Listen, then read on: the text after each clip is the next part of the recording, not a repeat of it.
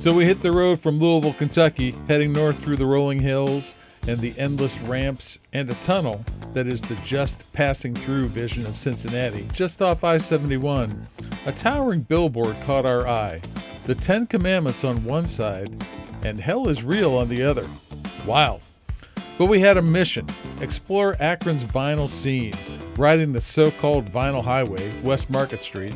4 record stores, 10 questions each, different vibes, same curiosity. What's spinning in the heart of Akron?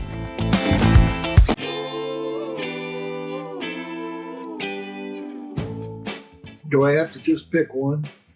No. Okay, because, there's some I just absolutely love.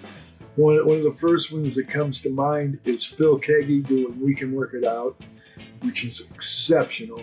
The band 801, which is Brian Eno and Phil Manzanera, doing Tomorrow Never Knows. And Todd Rundgren does a great live version. It's never been released on anything, but you can find it on YouTube, of While My Guitar Gently Weeps. My name's Scott Shepard. I'm Time Traveler Records on West Market in Akron, Ohio. I've been in this business, believe it or not, 45 years. Started in 1980, and I'm still here. Well, I don't know about best. My one of my personal favorites is by the Stairsteps. It's a cover of Hey Jude that's on the same album that's got the famous Stairsteps song, which is the Ooh Child, Things Are Gonna Get Easier song. But they do two Beatles covers on that record, but their version of Hey Jude is really great. I love that song. When I used to DJ, it would be one that I would always pop on, get people asking about it. My name is David Ignizio. We're at Square Records in Akron, Ohio. And we've been here for 22 years. We opened up in 2003. For my pick would probably be when Frank Zappa did a really cool cover of I'm the Walrus. He did it live, and it was, really cool. My name is Tenzin, and we're here at Big D's Records at the Summit Mall in Akron, Ohio. And who actually owns this place? And Derek Reed. So I thought about probably not available to hear, but I lived in Chicago for a long time, and I was lucky enough to catch Jeff Tweedy do solo acoustic shows at the Lounge Acts, and he did a cover with an acoustic guitar and a harmonica of Lucy in the Sky with Diamonds, and I thought it was the coolest thing I've ever seen. I'm Jared Wool. I own Hollowbone Records, located in Akron, Ohio. where did you get the name for this record store? All birds have hollow bones. I have a group of friends that have been calling me Jaybird since we were 14 years old. Well, I remember you told me the first time you said, I thought it was a pretty badass name, which it is a badass name. Thank you.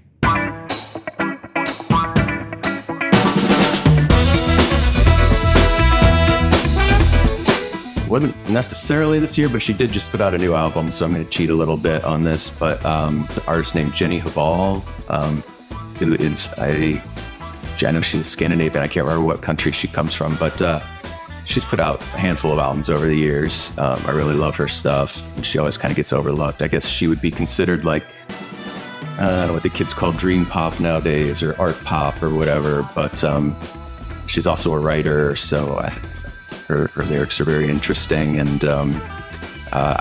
she's put out this is her second record that she's put out on the 4AD label, so it has kind of that classic 4AD sound a little bit, but also just kind of wholly her own thing, and she's very neat singing voice and approach to music that I really love. So she's one of my faves.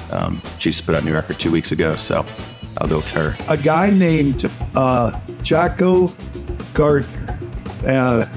He's got 3 albums out.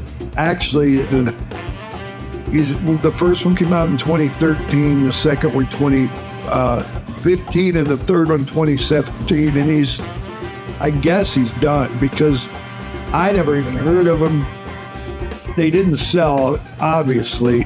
And a friend of mine who really into obscure artists brought me a burn of his first 2 albums, and I just loved them. His hero is Syd Barrett.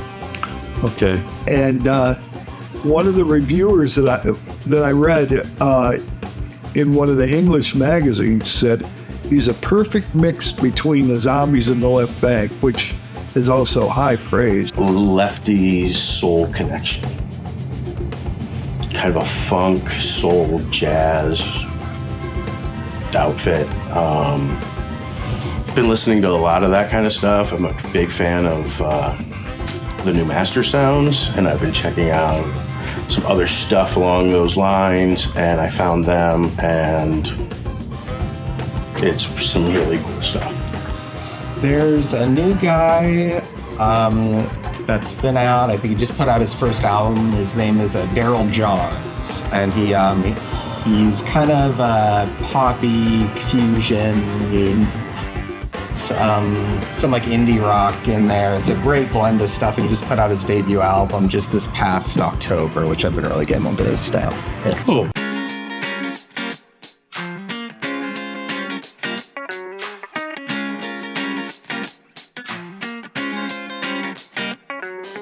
Oh, that's easy. I have owned 3 Beatles Butcher covers. And the most valuable one, the stereo is more valuable than the mono. And I had a stereo in pristine condition, which I sadly needed money and sold it. But it's the rarest thing I ever had, and I kept it for a few years. I swore I would never sell it, but I ended up doing it anyway. So, but yeah, that's the rarest. Well, I'm sure whoever bought it, they were thrilled. Oh yeah. Yeah, I think probably, you know, I've sold a couple of Butcher cover Beatles records for people, you know, through here on consignment, you know, I've held those.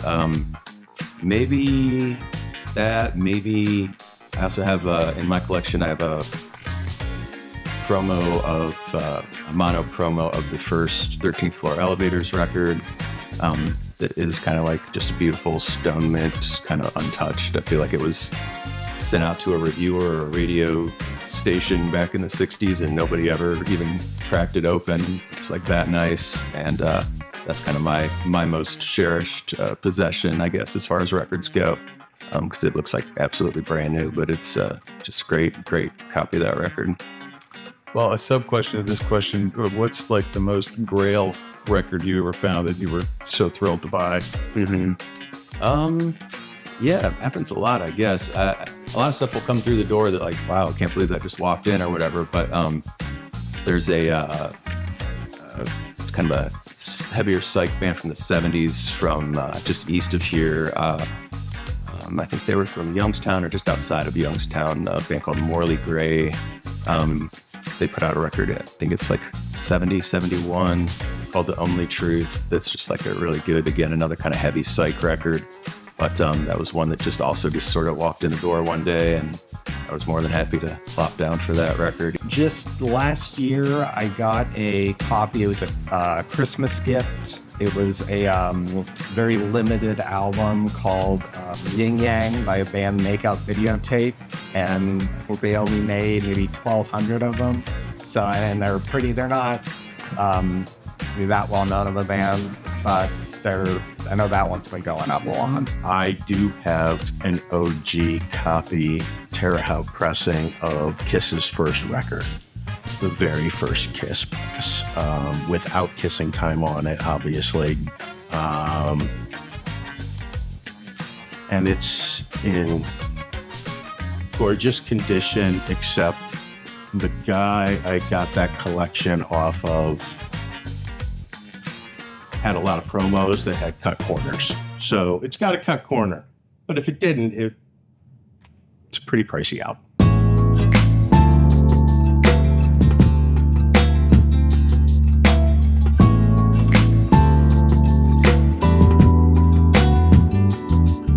I've done that a couple times where I was just shocked at how it ended up looking compared to what it started at. That, you know, I was trying to think, I don't remember exactly what albums I've done that with, because I've been cleaning albums for 45 years. And, you know, most of the time, if I look at an album that's got mold on it, I don't even think about taking it. But I bought a whole batch, and this was a great album. I think it was a Beatles album. Yeah, it might have been Beatles 65, but he got it looking brand new. And it was scratch-free. It just had mold on it. So I was really happy with that. Have you ever had that kind of experience? I not personally. I've seen other people kind of clean them up, but usually if I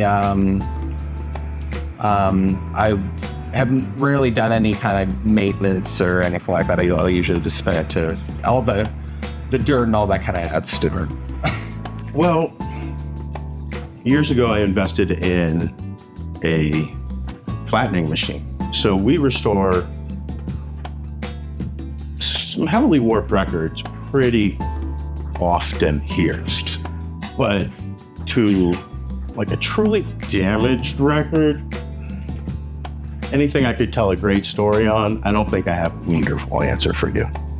Had a lot of records that, people will bring in that have been sitting in somebody's basement for, decades and decades and have like just acquired all kinds of muck and whatever on them, like that. I've been able to clean up a little bit. I do have like one of the vacuum machines, the Project vacuum cleaner. So that always gets out a lot of like the deep grime that's stuck in the grooves. I've restored a few things like that. There was some record on Prestige, like really like, classic like 60s Prestige jazz record that I was able to clean that one up and give it a new life. And it was good enough for me to put in the collection. So that was a nice save. Just recently I had this record come in that it's a 90s record that came out on Sub Pop that I really love by a band called Seaweed. The album's called 4, and it came in and it had a pretty bad warp in it. So I was kind of bummed because, I'd like to have that record. But I have a friend of mine, I don't even own like one of these things, but he has one of the vinyl flat, devices or whatever. So I gave it to him and he got it, pretty good. It's not perfect, but, at least it's not skipping anymore. It plays all the way through. Great record. So happy to have that.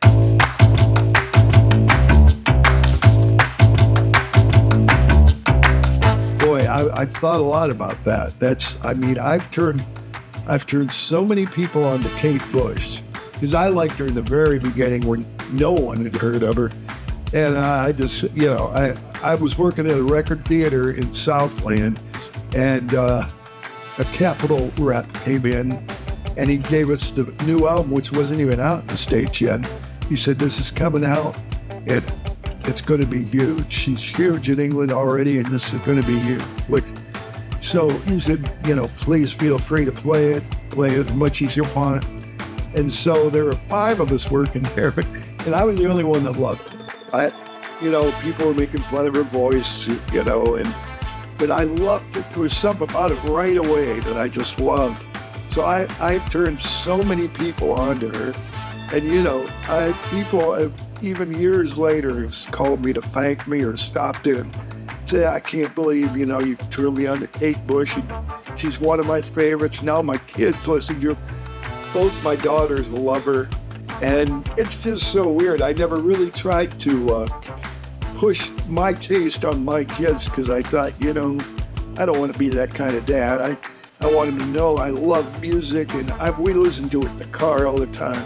And my oldest daughter, before she could actually talk, she could sing that na na na na na na from Hey Jude, which was so great and perfect pitch, but she couldn't even say words yet. Boy, that's got to be like rare. I turned a friend on to not too long ago an Ethiopian artist, Halu Murgia, who is the great keyboardist in like the 70s. He did a lot of stuff, and I remember I bought a record of his and I brought it to a friend's house who had never heard of him, and it was pretty cool to see his reaction to it being just fun. It was cool vibe. Just recently, this last March, I went down to Knoxville for a music festival called Big Ears, and one of the bands playing there was Yo La Tengo, and as I was walking out of that show to go to another event, I ran into an old customer that I hadn't seen for probably like 15 years, but he was also at that show. And we got to talking, and he told me that the first time he ever heard of Yo La Tengo was when he was in here, when he was in high school, and I told him about Yo La Tengo. And then all these years later, we, by chance, just met each other outside of, the show out there. So, yeah, so I thought that was pretty cool. That would be, I guess, my only like concrete answer of something like that. But I thought that was kind of a nice little full circle thing to have happen. Kind of thought about a more recent situation, because my son, over the last year, his first year in college, has really started to get into vinyl and get into music, and in a way that is way different than he was when he was in high school. So, he's all about listening to full albums now. And so I started sending him stuff over the course of the year while he was at school, just like, hey, check out this album. Hey, check out this album. One of my favorite records, it would be, if I was stranded on a desert island kind of thing, that one would have to come with me, is Wilco's Being There. Wow. It might be from the time I heard it, and the fact that I was lucky enough to be in Chicago during the start of that band and all the opportunities I got to see them, that album's really important to me. And I think it's an amazing record, straight through. And the fact that he called me and was just so jazzed about what he heard, when it's very different music from what he is normally listening to, that was a very proud Papa moment. That's fantastic. I love that. That's a beautiful thing.